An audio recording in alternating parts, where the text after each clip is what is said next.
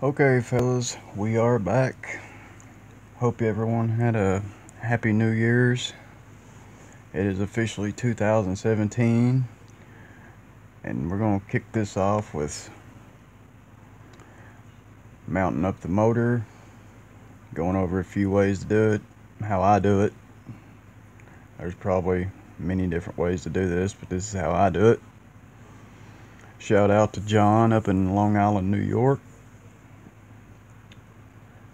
Keep doing what you're doing, brother. Great videos. I love them. I love the longer the better. So keep doing what you're doing, man. Okay, first things first. We're going to take the wing off. I've already loosened the screws up so we can get that out of the way. I don't exactly have the best workstation here until I get my main workbench cleaned off and set up for camera and lights and everything. So there's the wing, a few stickers on it. This is kind of a little makeshift workbench, usually where I clean some of my guns and stuff and knives. I'm into knives, guns, so this is usually where I do a little cleaning at. First off, I wanted to give a little plug on this. This is the lube I use, Ballistol. This is what I use on most of my firearms. I've only got one rifle that doesn't have this on it. Pretty good stuff, and I'm wondering if it's gonna be a good like after run oil in your motor. So I'm gonna definitely be trying that out. This stuff is, I tell you, you can shoot, and when you go to clean your guns, it's just you spray a little bit of this on it, let it work a few minutes, maybe an hour if you've got the time, and it's great at cleaning. And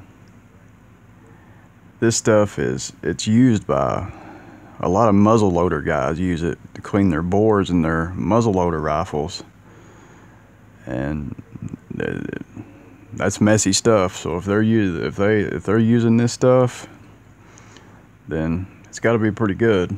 I've been using it for almost a year now,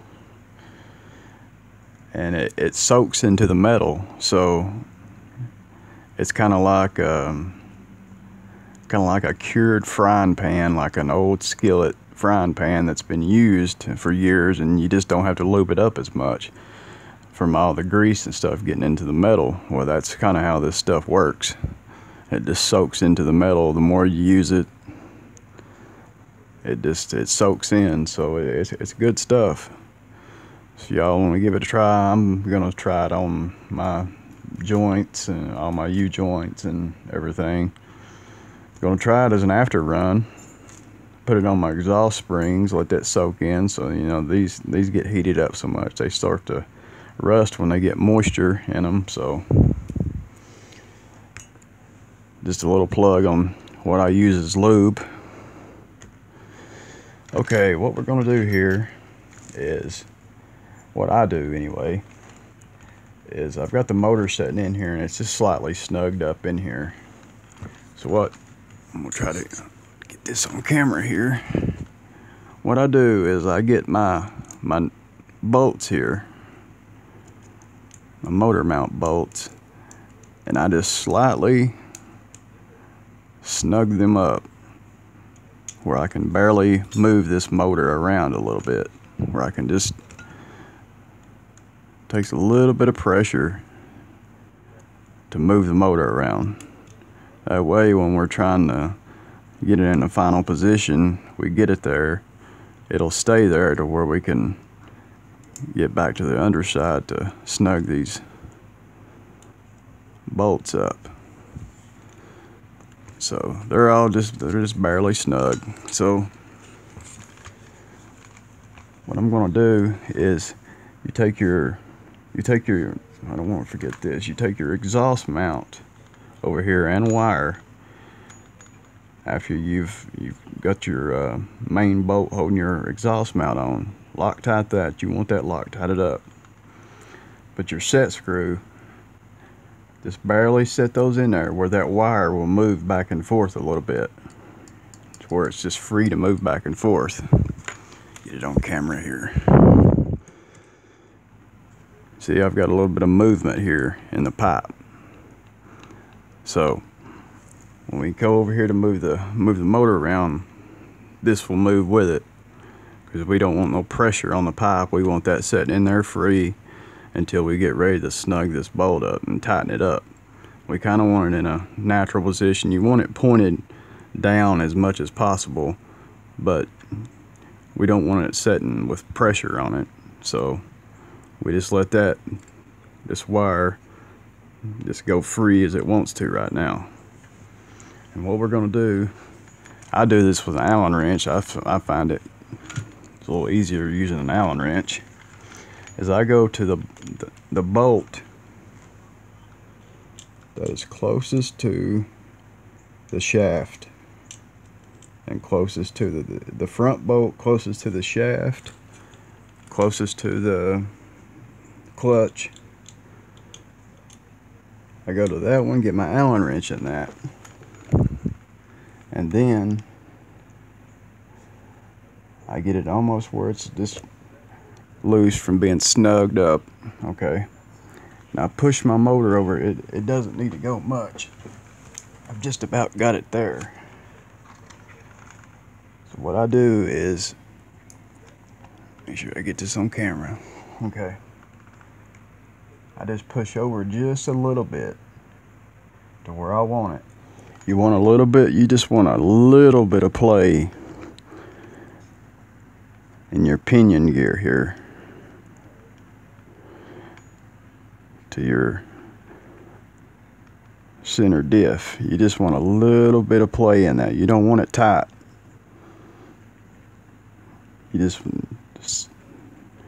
where it'll move back and forth just a little bit. That way everything's free and it won't wear your spur gear up.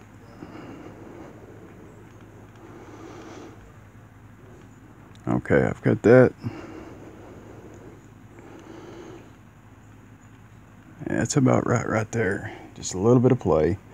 I'm gonna just snug that in just a little bit to where it won't move, but not much. Okay, now I go back to the back bolt, this one, the very back, and I go ahead and put my Allen wrench in there. Get it in here.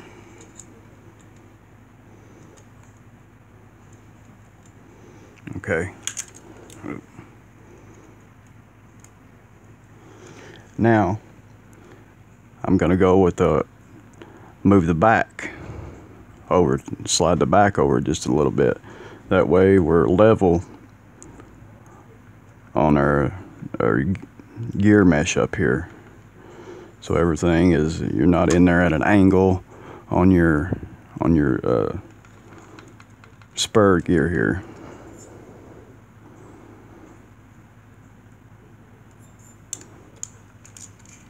Get the Allen wrench back in there. There's a way to check and make sure everything is straight, but I'll show you that here in just a minute. Get this Allen wrench back in.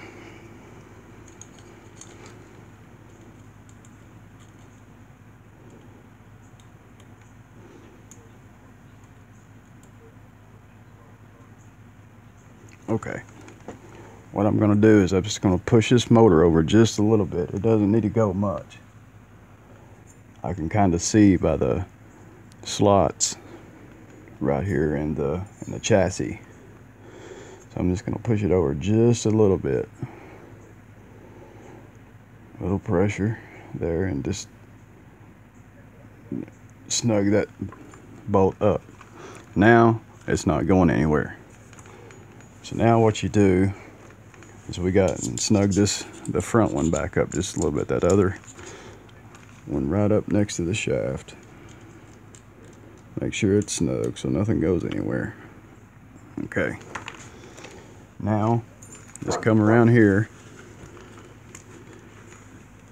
If we can get this.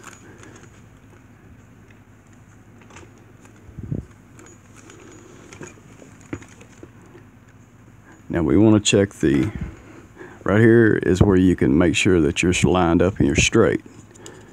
In between here and here on each side, get the back up bottom dead center there. Make sure my piston's at bottom dead center. Okay. Has nothing to do with mounting the motor up, but we just want to keep the piston at bottom dead center. But anyways, make sure each side right here looks straight. Check your washers here, make sure everything looks straight. Now to usually give you a pretty good idea that you're straightened up with your gear mesh. You don't want anything in there with an angle because it'll wear and you'll be ended up buying new gears. So everything looks good and straight there. Come back around. Check your mesh, your gear mesh up here, and you can hear that it's got a little bit of play. Not much. Just a little bit. You don't want that tight. Okay. Now, take your wrench.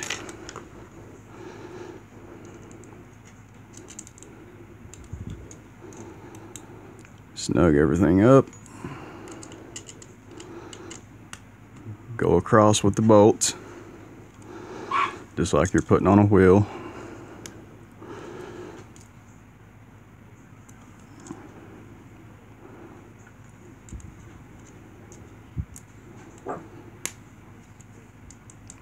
There we go. Now, that's not going anywhere. I will go back over it and torque them down a little bit, but for now that's good. Now you come over here, find my wrench here.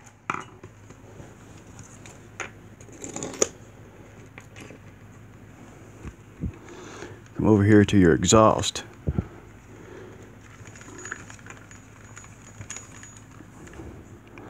Push down on this. You want your pipe running down as much as possible. You don't want it kicked up here in the front. That way your oil don't settle down here. You know, fuel and oil will settle right here if your pipe's kicked up. So we want it as forward and down as possible. What we'll do,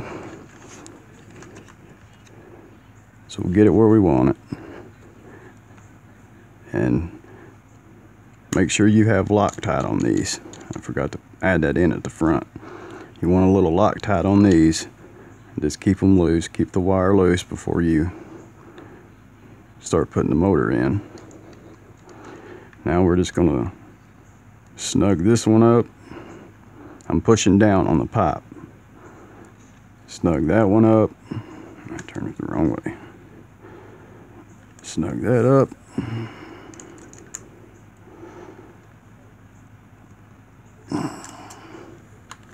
Now, push down.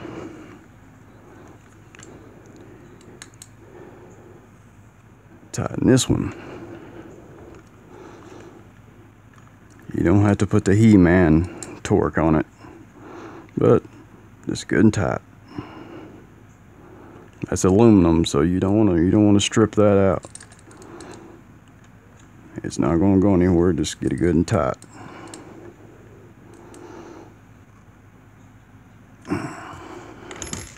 Another thing I should add is I did have to notch this frame on this B3. As you can see, I notched it right there. Put a little notch in it.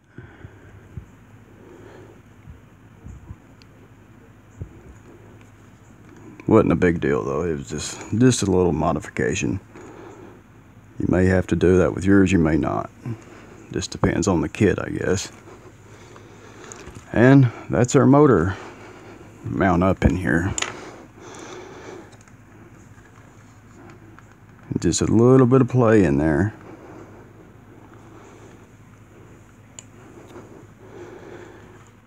And I guess that wraps that up. I do have some other plans. I pretty much got this thing set up with the DNC setup from Associated's website, and you get a setup sheet here with your kit. One side is the factory setup right there, so that's the factory setup, but they give you the other side is blank, so you can check your, do whatever setup you want. I've still got to get I'm going to put the yellow springs on the front and gray springs on the back. That comes from a tip from my friend Ron's RC Garage. I talked to him a little bit on YouTube. You can look his channel up. He's got a lot of information on his channel. Good channel, so definitely check out Ron's RC Garage. He's into Associated stuff.